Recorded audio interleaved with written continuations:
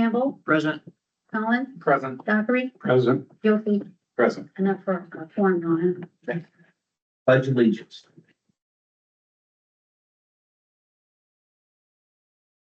I pledge allegiance to the flag of the United States of America and to the republic for which it stands, one nation, under God, indivisible, with liberty and justice for all.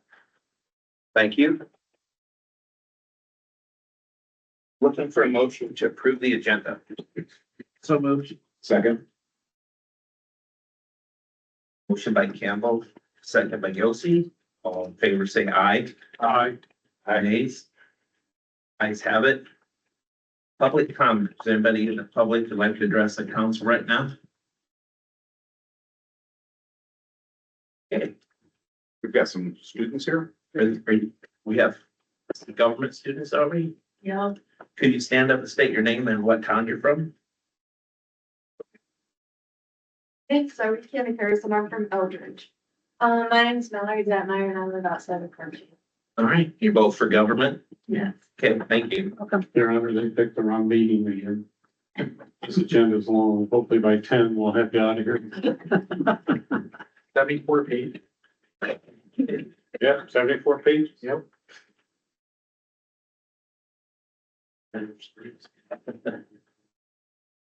Five A, consideration to approve the city council minutes from the April 21st meeting, 2025.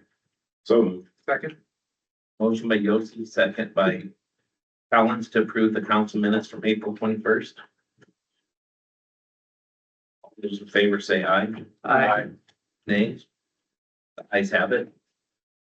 Five B, consideration of bills payable. Scott, you have anybody? I meant it. Right. I have no questions here. Say it again. I know you're shocked. I have no questions today. No question. Dan? Okay, so. With that being said, I'm looking for motion to approve bills payable. So moved. Second. Motion by Campbell, second by Yossi to approve the bills payable. All in favor say aye. Aye. Nay? Ayes have it. Five C, consideration to approve the liquor license renewal for Rudy's Tacos. Chief, I see you signed off on it. Everything looked okay. Yep, no issues. Okay, Make a motion to approve liquor license for Rudy's Tacos. Second. motion by Yossi, second by Campbell to approve the liquor license for Rudy's. All those in favor say aye. Aye. Nay? Ayes have it. Six A, old business. Consideration of second reading of ordinance 2025-10, amending Title D, Chapter 2, Section 37, signs of the Eldridge City Code. Jeff, has anybody called about this? We received no comments, Your Honor. Thank you, Jeff.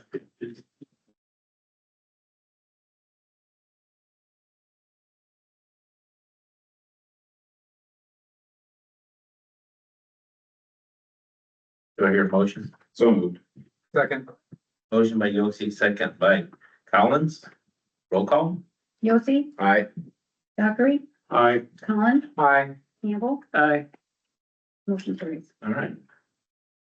Seven A.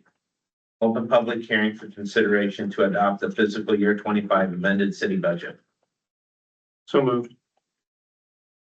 Second. Motion by Dockery, second by Collins. Open public hearing. Roll call? Colin, Aye. Yossi, Aye. Campbell, Aye. Dockery. Aye. Motion carries. All right, it's 7:04.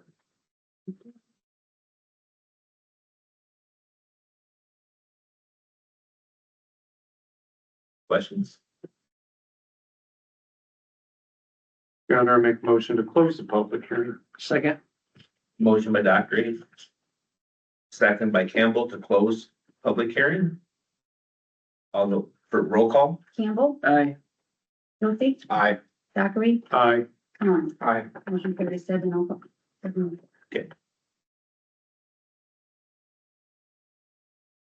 Seven C, consideration of resolution 2025-12, approving the adoption of the consideration of resolution 2025-13, the proposed land use plan of the Eldridge Comprehensive Plan. Yeah, I did it right, didn't I? You're right. I'm getting ahead of myself. All right. Resolution 2025-12 approving the adoption of the amended city budget. Fair motion, So moved. Second, motion by Collins, second by Yossi. for clarification, that's the fiscal year 25 budget. Yes. Roll call. Yossi, Aye. Dockery, Nay. Collins, Aye. Campbell, Aye. All right. Now we'll get to the resolution 2025-13, amending the proposed land use plan of the Eldridge Comprehensive Plan. Jeff? Thank you, Mayor. This goes along with the rezoning that we'll be talking about in a little bit. But the comprehensive land use plan in the 2011 comprehensive plan shows this parcel as industrial. The rezoning request is to change it to commercial. This was discussed and unanimously approved by the Planning and Zoning Commission at their last meeting, I believe April the 2nd.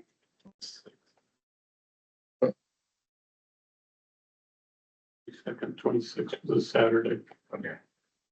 And staff agrees, staff recommendation was to make this change.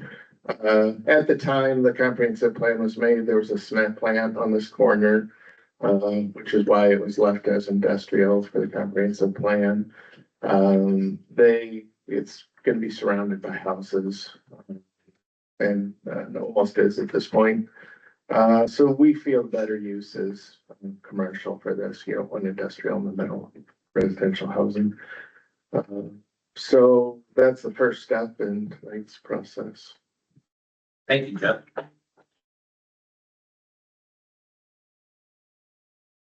Yes, Brian? Along with that, the P and Z recommended leaving the area around that in green for city parks or city use. Thank you, Brian.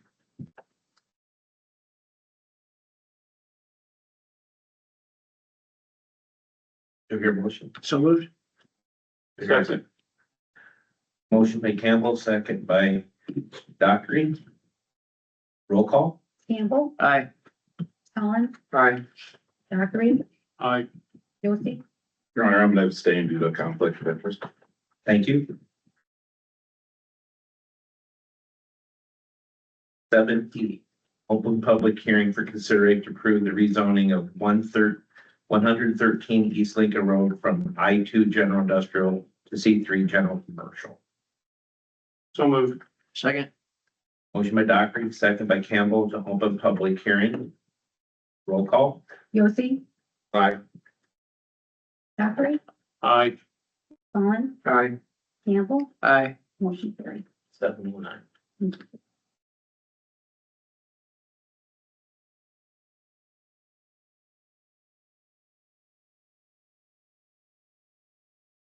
Make a motion to close public hearing? Second. Motion by Campbell, second by Dockery to close public hearing. Roll call. Collins, Aye. Yossi, Aye. Campbell, Aye. Dockery, Aye. motion carried. All right, thank you, buddy. Mhm. 7G, consideration of first reading of ordinance 2025-11. Rezoning 113 East Lincoln Road from I2 General Industrial to C3 General Commercial. Your motion? So moved. Second. Motion by Dockery, second by Collins to approve first reading of ordinance 2025-11, rezoning of 113 East Lincoln Road. Roll call. Campbell, Aye. Collins, Aye. Dockery, Aye. Yossi, Your Honor, I'm gonna abstain due to conflict of interest. Thank you, Brian. Thank you, buddy. 7H, consideration of the first reading of ordinance 2025-12, updating erosion and sediment control. Jeff, can I call on you, please? Yeah, thank you, Mayor. So we have two ordinance changes tonight, basically both dealing with Senate File 455, which was passed last year. We've kind of been waiting for some guidance from the DNR on this. On what to do. We've been in a couple of meetings with staff and them through the Iowa Stormwater Educational Partnership. Basically what it amounts to is that Senate File 455 makes it so that cities cannot stipulate a topsoil depth anymore for restoration of lots. So this is just correcting those two ordinances, taking out that inch requirement and just replacing it with language, referring them to general permit number 2. We are allowed to require,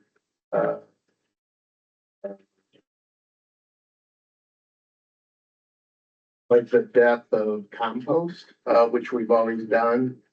So we've had an option of topsoil or an 1.5 inches of compost till 4 inches in. We've left that. And we've replaced the word topsoil, with ground treatment. And we've also always offered an option, of a ground treatment that's approved by the building official. So far, Mr. Neese has said this hasn't been an issue. Most contractors are still preferring to just use topsoil. And if they ask to do that, we can still let them do that. We just can't require it anymore. So this is just updating our code to be in line with Senate File 455. Thank you, Jeff. Do you have any questions? Jeff, if we can't force them to do it.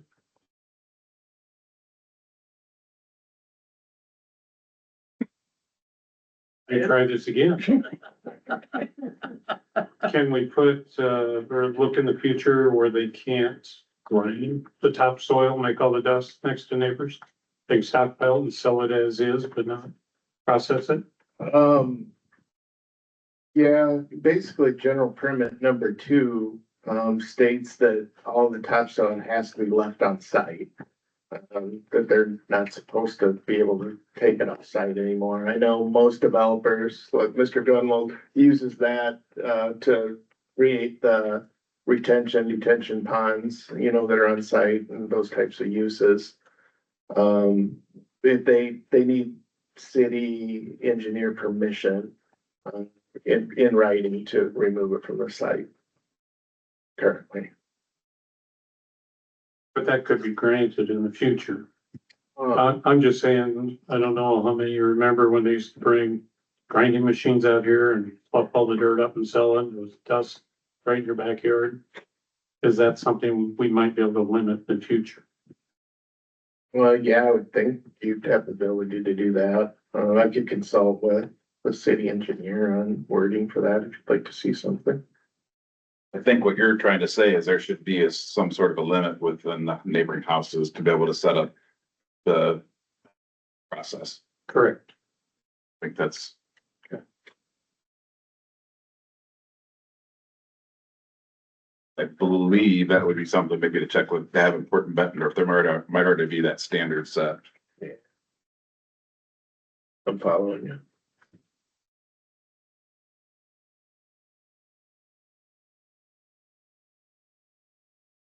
Any other questions? I make a motion to consider the first reading of ordinance 2025-12. Second. Motion by Campbell, and second by Yossi to approve the first reading of ordinance 2025-12. Roll call. Yossi, Aye. Dockery, I, Colin, Aye. Campbell, Aye. motion carries. Thank you. 7I, consideration of the first reading of ordinance 2025-13, updating post-construction stormwater management. Jeff, can I call on you for this? Yeah, again, there was just some wording in that ordinance also, that related to topsoil and everything. Thank you. Do I hear a motion? Okay, do I hear a second? Second. Motion by Collins, second by Campbell to approve the first reading of ordinance 2025-13, updating post-construction stormwater management. Roll call. Colin, Aye. Yossi, Aye. Campbell, Aye. Dockery. I, Thank you. 7J, consideration to approve a proposal from Bonsack and Fromelt, provide the city's financial auditing services for the fiscal year 26 and amount not to exceed 38,500 plus $4,000 per major program. Vadis, I'm calling you. Sure, thank you, Mayor. So for fiscal year 24, we paid, 38,500 for the audit and 3,500 per major program. So for this year's engagement, proposal, we're seeing an increase of $500 per major program. Fiscal year 23 was 37,500 for the audit, and it was still at 3,500 per major program. Fiscal year 22 was 36,500. That one was also at 3,500 per major program. And then fiscal year 21 was at 35,500 with 3,500 per major program. So we're looking at an increase each year of about $1,000 for the annual auditing services. And then this year would be the first year that we're seeing an increase in the per major program cost, but the annual auditing service cost has remained the same since last year. I'm not terribly concerned about the increase, but I do have a question. If that's not to exceed price, I'd be curious what our actual cost was over the last several years versus what the not to exceed was, if there is a difference. Thank you, Ryan. Nevada, could you give us an example of the 4,000 per major program? Could you define major program?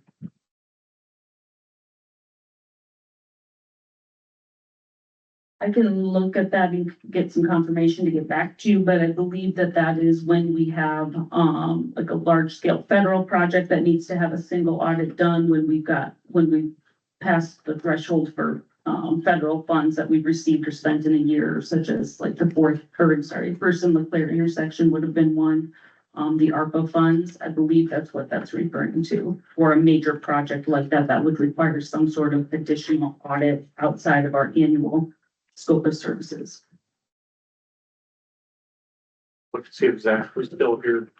I know DOT does an audit too. They do an audit on every program that's DOT funded to close it out. But the financial auditing that our auditing firm would do would be different. That would be for government reporting to the state on our use of federal funds, not strictly related to DOT. So would be motor fuel tax report fall into this, or is that something we do ourselves? The motor fuel tax report is done annually by the city and is audited by our financial services as part of our annual auditing practices. Yep, it's not separate. Okay, thank you. Any other questions for Devin? Motion to approve that as written. Thank you, Ryan. Do I hear a second? Second. Motion by Yossi, second by Campbell. All those in favor?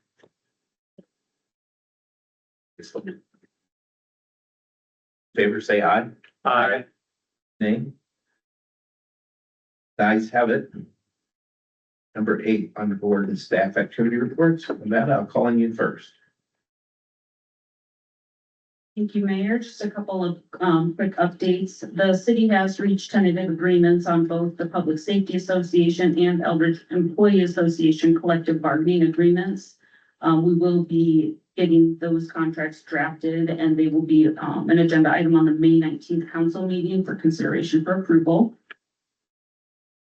Zach provided some information to us regarding Senate File 574 that the Iowa governor signed into law in late April. That's going to change the amount of retainage that the city is going to be able to withhold on projects going forward. We were previously able to withhold 5%. We will now be limited to 3% for retainage on those projects.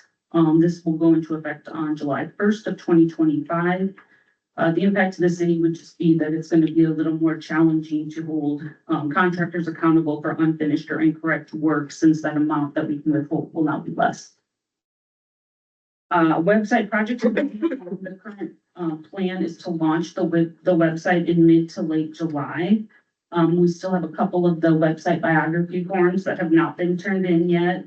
So if you can get those into us, you can put as much or as little as you want to on those. The only thing we have to have is contact information. Under state code, elected officials have to provide contact information to their constituents. So which email and phone number, if you want, to list your office or your city email or personal cell phone, let us know what you want us to post on the website. An update for North 7th and 8th Street. Manats will be on site on Thursday and Friday to prep the road and complete the leveling and surface courses. They anticipate having asphalt work completed this week yet. Eastern Iowa has completed all of their backfilling and seeding. The only remaining item would be for 2 manhole box outs on 7th Street that need to be replaced. We had a follow-up meeting with Joe Studding last week for the 5th Street project options that were discussed in our last committee of the whole. The plan is to move forward with paving one side along 5th Street. The school district is going to be working to get an estimate on their part of the project, which would be to move the sidewalk back behind the existing utility poles. We did speak to Colin Wilson, our current foreman for the electric department, and he agreed that, or recommended that it would be best to align taking any electric underground from what's currently overhead with the long-term project, just based on some of the work that has to be done to prepare for that. So we are moving forward with getting estimates from Zach on adding an additional 2 feet to the paving along the one side and exploring the possibility of doing this project in collaboration with the school district this summer. As I mentioned earlier, the community center board did hire a new manager. Her name's Jamie Stecker. She started today. And staff is currently working with her to get her all set up with the accounts and accesses that she's going to need, and introducing her to the department head and her staff here at the community center. Thanks, Nevada. Jeff, can we call on you for any update? Thanks, Mayor. I'll just correct myself. The Planning and Zoning Commission met on April 17th.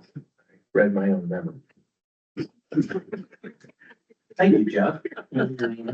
Yes, Brad. Nevada, with the state changing the retainers 3%, should we not look at extending the performance bond? Right now, we're at 2 years, expanding it out to 3 years or 4 years. Didn't mention that to Zach and get his recommendation. I know typically we do 2 years. I know I think we have a few that are 4-year. I can ask him what we use to determine what our maintenance bond is going to be and ask his recommendation on extending those. At least to 3 years. I thought we did ask him at that meeting. He said that we could bump it up. And it, because most work doesn't fail in 2 years, Yeah, I think was the discussion we had. I think we can go out to 4, and we typically do 2 on most projects. I think with the larger ones, we have a longer maintenance bond, but I can definitely get his. What we should look at, yeah. Yeah.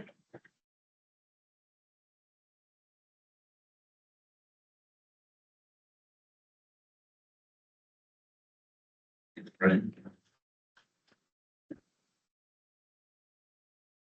Buddy, can I call on you for any update?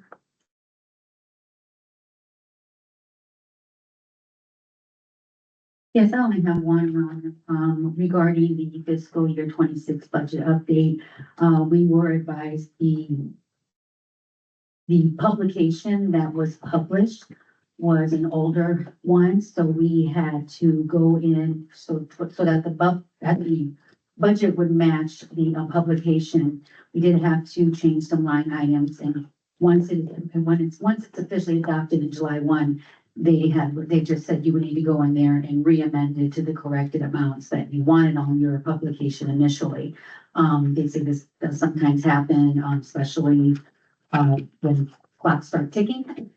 So they just said it's just not a problem. So right now, we have it in there for a previous amount for about 3 or 4 line items, and then once it's after July 1, we can go ahead and do an amendment immediately. Just for clarification on that too, nothing changed from what was approved internally in the budget for what you guys approved. It was the way it was ported into the different programming funds for the state's version of the publication. So there was no actual changes or anything to the amount that you guys approved to expend. It was just the way it was input, the data was input into the publication. All I have. Thanks, buddy. Steve Lynn, you have an update for us? Thanks, Mr. Mayor. I just have one. Our third annual Cannon Golf outing will be May 31st, Saturday, the end of this month. I think there's a couple spots left, so if you're thinking of putting in a team, I would register as soon as possible. Otherwise, that is all I have, sir. Thank you. Make motion for adjournment. Second. Motion by Doctor, second by Campbell to adjourn. And for the record, Your Honor, I didn't lie to the students. We have them on here before 10. All those in favor say aye. Aye. Nay, we are adjourned. Thank you. You can bring your paperwork up here in